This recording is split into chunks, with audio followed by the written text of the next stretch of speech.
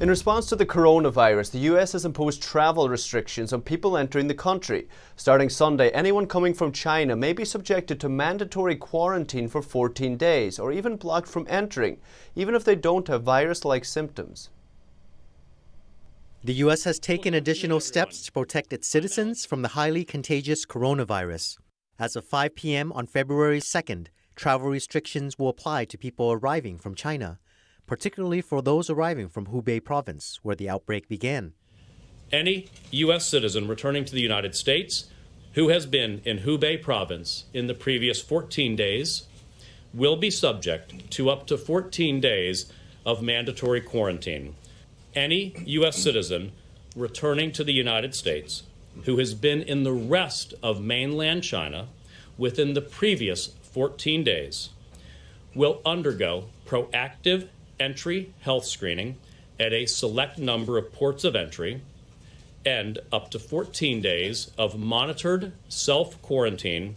Foreign nationals, other than immediate family of U.S. citizens and permanent residents who have traveled in China within the last 14 days, will be denied entry into the United States.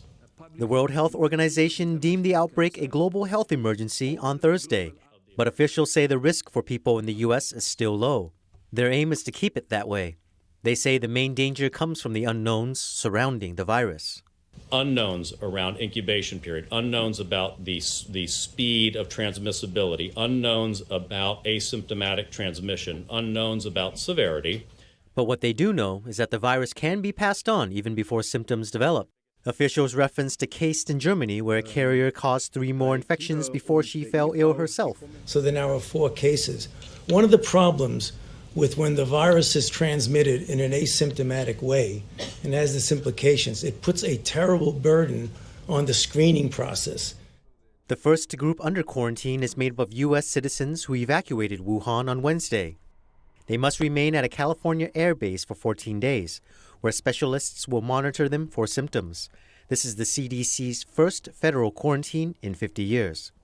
While we recognize this is an unprecedented action, we are facing an unprecedented public health threat. Among the group are U.S. contractors, State Department personnel, babies, and children. Locations of other quarantine centers are still unknown.